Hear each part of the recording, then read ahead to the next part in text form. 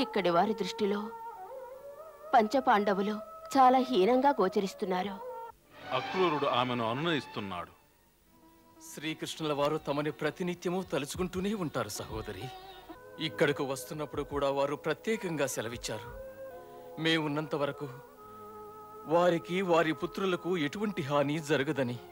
ఎట్టకేలకు అక్రూరులు వారు మహారాజు ధృతరాష్ట్రులను కలువుగా వారు సహాయం చేయటానికి నిరాకరించారు. అక్రూరుల వారు తమరు వెళ్ళి మహారాజు ఉగ్రసేనుల వారికి తెలియజేయండి, మేం బాధపడుతున్నామని. ఈ సమయంలో మేం వారికి సహాయం చెయ్యలేమని. అప్పుడు అక్రూరుడు వారికి భగవానుడు శ్రీకృష్ణుల వారి సందేశాన్ని వినిపించాడు. అక్రూరుల వారు, జీవి ఏకాకిగానే పుడతాడు, ఏకాకిగానే మరణిస్తాడు. ఆ ప్రకారమే తను చేసుకున్న పాప పుణ్యాల యొక్క ఫలాన్ని ఏకాకిగానే అనుభవిస్తాడు. ఆ పైన పాపాల మూటను తన శిరసుపై ఉంచుకుని ఏకాకిగానే నరకానికి వెళ్ళిపోతాడు. భగవానులు శ్రీకృష్ణులు మా శ్రేయస్సు కోరే ఈ సందేశాన్ని పంపించారు. అందుకు వారికి మా నమస్కారాలు తెలియచేయండి. అలాగే వారికో విన్నపం. ఓ పరమేశ్వర, మేము చిత్త చాంచల్యానికి లోనయ్యాం. దీనిలో కృష్ణుని యొక్క ఉపదేశం ఎంతసేపు ఉంటుందంటే ఆకాశంలో మెరుపు యొక్క వెలుగు ఎంతసేపు నిలుస్తుందో అంతసేపే. భగవంతుడా, నీవు సమర్థుడవు, ఈ విధి విధానాన్నే మార్చివే. మేము విధి విధానాన్ని మార్చాలి, వారు మాత్రం వారి పురుషార్థాన్ని నిర్వర్తించరు. భలే చూశారా అక్రూరుల వారు,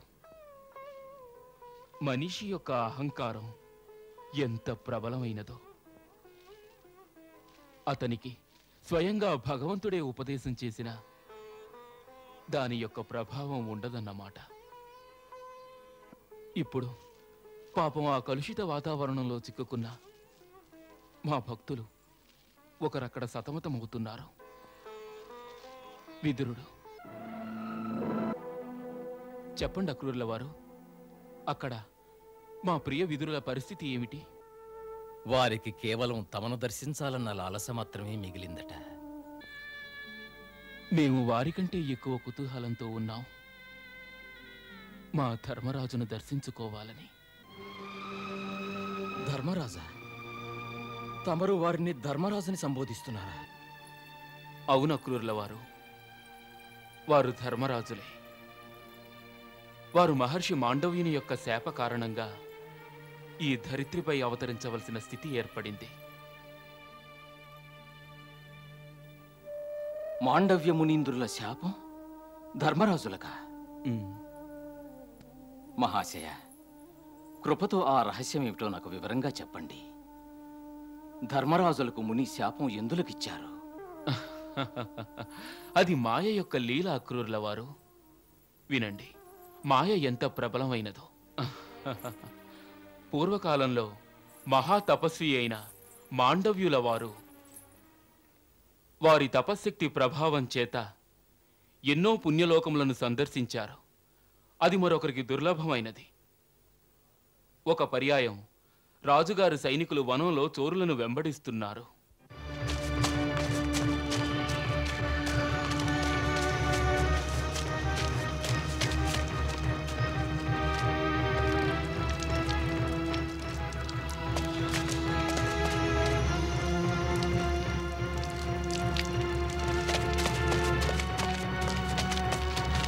మహర్షి, మమ్మల్ని రక్షించండి, మమ్మల్ని రక్షించండి. దొంగలు మమ్మల్ని తరుముతున్నారు, మా ధనాన్ని అపహరించాలని చూస్తున్నారు, మమ్మల్ని చంపేస్తారు.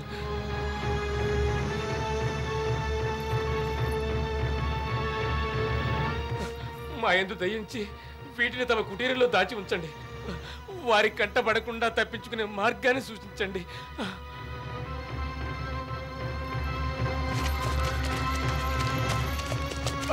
దొంగలు వచ్చేస్తున్నారు, మమ్మల్ని కాపాడండి, మమ్మల్ని చంపేస్తారు. కాపాడండి అయ్యా, కాపాడండి, మీకు పుణ్యం ఉంటుంది. చింతించకండి, వాటిని మా కుటీరంలో దాచండి. మీరందరూ ఇటు కాదు, అటువైపు వెళ్ళండి.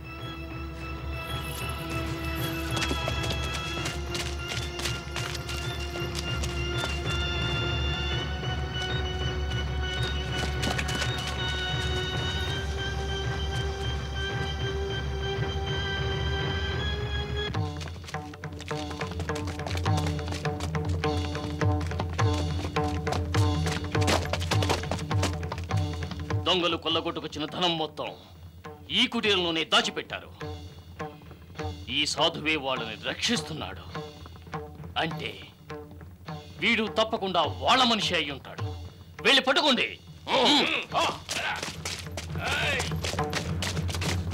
వెళ్ళి వెతకండి.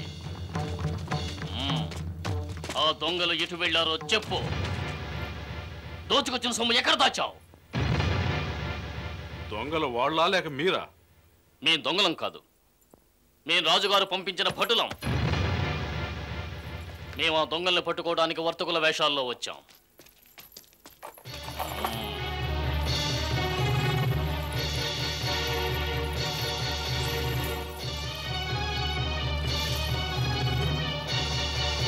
ఏమిటిదంతా?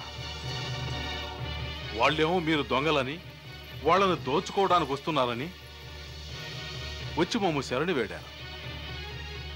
మేము ఆ ధనాన్ని మా కుటీరంలో దాచిపెట్టమన్నాం.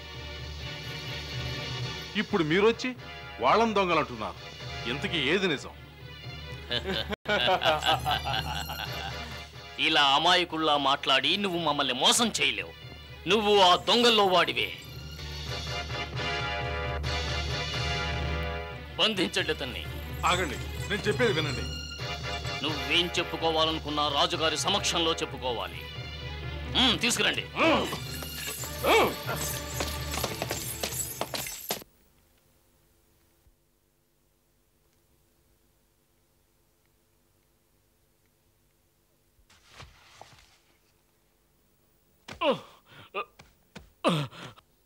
మహారాజా, ఈ అపరాధి తన పొరుగింటి విధవరాలను అతి దారుణంగా చేశాడు. అంతేకాక ఆమె ఎన్నో ఏళ్లుగా కష్టపడి కూడబెట్టిన ధనాన్ని, విలువైన నగలను అపహరించాడు. ఆమె వద్ద అంత విలువైన నగలు, ధనము ఉందన్న విషయాన్ని ఈ నిందితుడు ఎలా తెలుసుకోగలిగాడు? ఆమె ఇతన్ని చాలా మంచివాడని నమ్మింది. అందుకే తన భర్త మరణానంతరం అమాయకంగా ఇతనితో అన్ని విషయాలు చెప్పింది. తన భర్త తనకు మిగిల్చి వెళ్ళిన ఆ సంపద గురించి దొంగలకు తెలిసినట్లయితే దొంగిలించుకుపోతారు గనుక దాన్ని రక్షించడానికి ఇతన్ని ఆవిడ సలహా అడిగింది. అప్పుడు వీడు ఆమెకి ఈ విధంగా సలహా ఇచ్చాడు. ఇంటి లోపల ఒక గొయ్యి తవ్వి అందులో నగల్ని, ధనాన్ని దాస్తే దొంగల భయం ఉండదన్నాడు. ఆ విధంగా గొయ్యి తవ్వడానికి సహకరించే నెపంతో ఒక రాత్రి ఆమె గృహానికి వెళ్ళాడు. అప్పుడు ఇద్దరూ కలిసి గొయ్యి తవ్వారు. వీడు ఆవిడ్ని హత్య చేసి అదే గోతిలో పూడ్చిపెట్టి ఆ ధనం, నగలతో సహా పారిపోయాడు. మహారాజా, వీణ్ణి నగర 4 వీధుల కొడలిలో ఉరితీసి పారేయండి. వద్దు, వద్దు, దయచేసి క్షమించండి మహారాజా, నా అపరాధాన్ని క్షమించండి. నీవు కేవలం దొంగతనమే చేసి ఉంటే మేము తప్పక నిన్ను కనికరించేవాళ్ళం. మరి నీవు ఒక అమాయకురాలైన అబలను అతి దారుణంగా హత్య చేశావు కనుక నీవు ఎంత మాత్రము క్షమార్హుడవు కావు. తీసుకువెళ్ళండి. వద్దు, వదిలేయండి, నన్ను వదిలేయండి.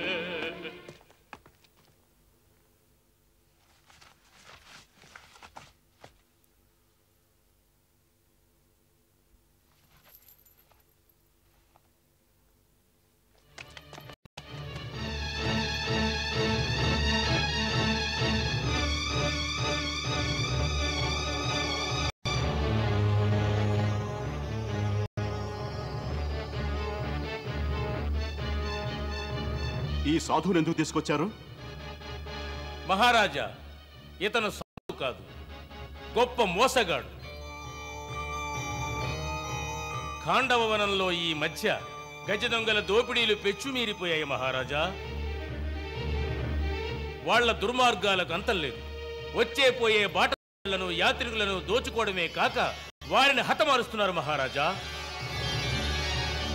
ఈ సమాచారం అందిన వెంటనే మన సైనికుల్లో కొంతమందిని అక్కడకు వర్తకుల వేషాల్లో పంపించాను.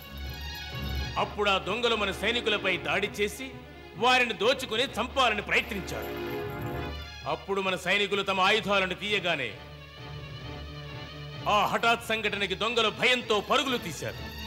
వారిని వెంబడిస్తూ పోతూ ఉండగా మన సైనికులు ఈ సాధు కుటీరాన్ని చేరుకున్నారు. అక్కడ దృశ్యాన్ని చూసి ఆవేశపడ్డారు. ఎందుకంటే కొల్లగొట్టిన ధనమంతా ఆ కుటీరంలో దాచబడి ఉంది. దీనివల్ల తెలుస్తున్నది ఏమిటంటే ఈ సాధువు కూడా దొంగల ముఠాకి చెందినవాడే. దొంగ జపాలు చేస్తూ సాధువులా వేషం వేసుకుని నటిస్తున్నాడు. కనుక ఇప్పుడైనా తమకు ఇతని నేరమేమిటో అర్థమైందనుకుంటాను మహారాజా.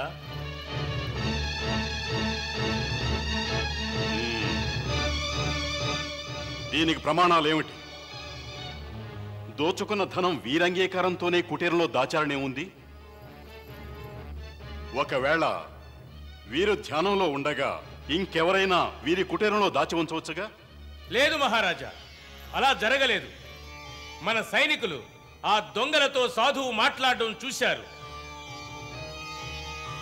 అది మాత్రమే కాదు, ఈ సాధువు వారితో సైగలతో ఏదో చెప్పగా ఆ ధనాన్ని అక్కడ దాచి దొంగలు పారిపోయారు.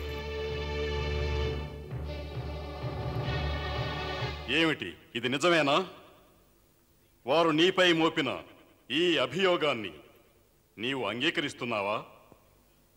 అవును మహారాజా. మరి అవునని అంగీకరించావుగా. ఆ దొంగలు కొల్లగొట్టిన ధనాన్ని నీ కుటీరంలో దాచిపెట్టి వాళ్ళని పారిపోమన్నట్టు మళ్ళీ ఇంతలోనే మరీ గిరి అంటావేమిటి? నీవు కపట మునివి.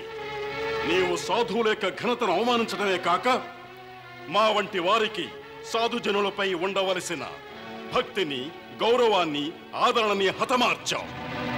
ఈ విధంగా ప్రజలకు సాధువుల యందున్న విశ్వాసాన్ని కూలదోయాలని చూశావు. మానవుల్ని హత్య చేసేవాడు మహాపాపి అవుతాడు. కానీ మానవుల హృదయాల్లో గల విశ్వాసాన్ని హత్య చేసేవాడు అంతకంటే మహాపాపి అవుతాడు. అటువంటి పాపి ఈ భూమిపై జీవించడానికి యోగ్యుడు కాదు. ఇతన్ని తక్షణమే నగర కొడలిలో ఉన్న రాతి శూలంపై కూర్చోబెట్టండి. తీసుకువెళ్ళండి.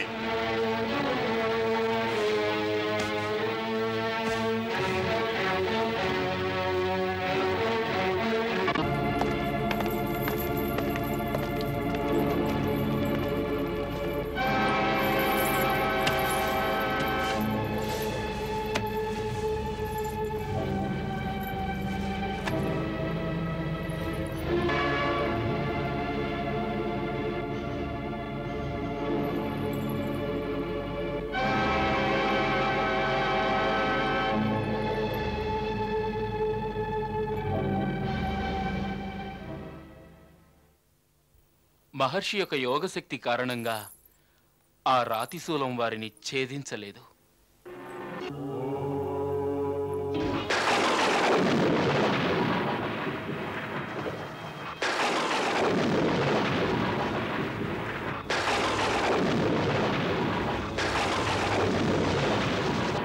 ఆ మహాముని రాతిశూలంపై కూర్చొని కూడా ఏకాగ్ర చిత్తంతో ఘోర తపస్సును ఆచరిస్తూనే ఉన్నారు.